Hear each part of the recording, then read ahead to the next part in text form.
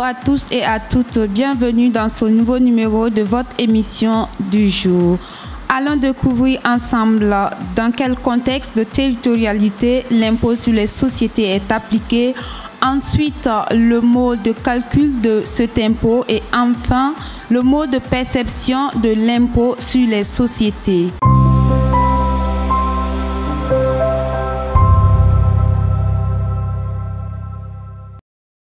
Voyons à présent le premier point qui est le lieu d'imposition de l'impôt sur les sociétés.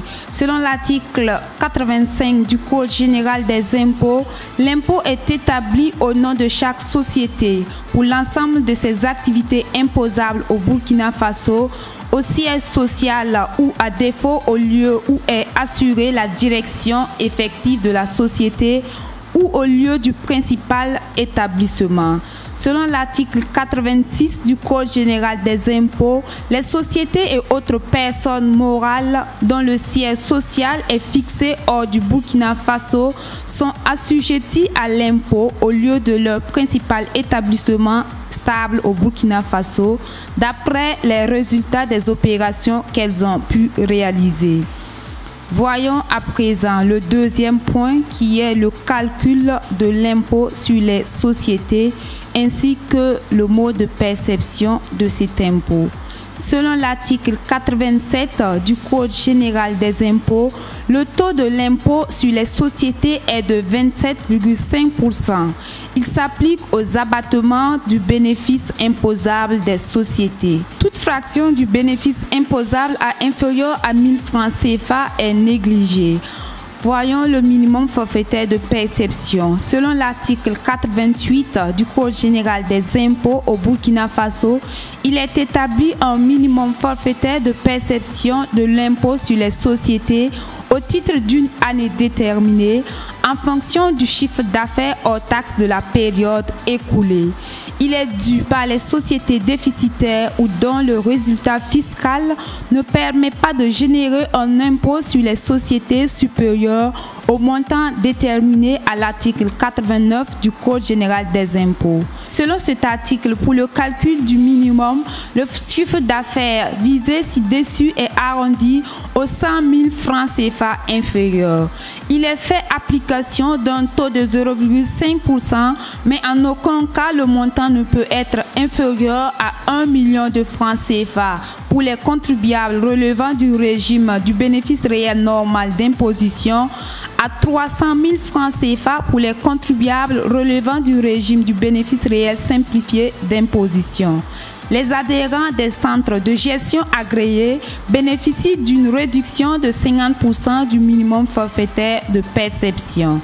Selon l'article 90 du Code général des impôts au Burkina Faso, l'impôt sur les sociétés donne lieu au titre de l'exercice comptable en cours au versement de 3 acomptes provisionnels égaux calculés sur la base de 75% du montant de l'impôt dû au titre du dernier exercice clos, appelé exercice de référence. Lorsque l'exercice de référence est d'une durée inférieure ou supérieure à 1 an, le montant des acomptes est calculé sur celui de l'impôt dû au titre du dit exercice rapporté à une période de 12 mois.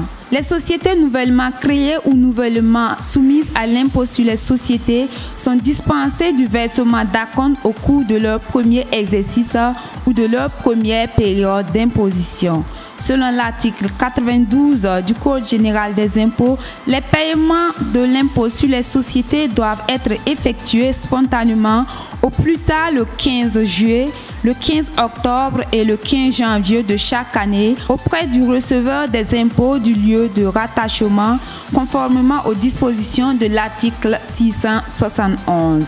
Avant l'expiration du délai de déclaration des résultats prévus à l'article 95, la société procède à la liquidation de l'impôt sur les sociétés dû au titre de l'exercice objet de la déclaration en tenant compte des acomptes versés pour le dit exercice. S'il résulte de cette liquidation un complément d'impôt, il est acquitté au plus tard dans le délai de déclaration prévu à l'article 95. Si au contraire, la liquidation fait apparaître les acomptes supérieurs à l'impôt dû, l'excédent est versé et imputé sur les exercices suivants ou remboursé si la société cesse son activité. Cet excédent peut également, à la demande du contribuable, être utilisé pour le paiement de tout autre impôt direct d'État ou taxe assimilée dont il est ailleurs redevable. L'imputation des crédits d'impôt selon l'article 93. Un crédit d'impôt correspond à la retenue à la source sur les revenus de capitaux mobiliers encaissés par les sociétés, y compris dans le bénéfice imposable.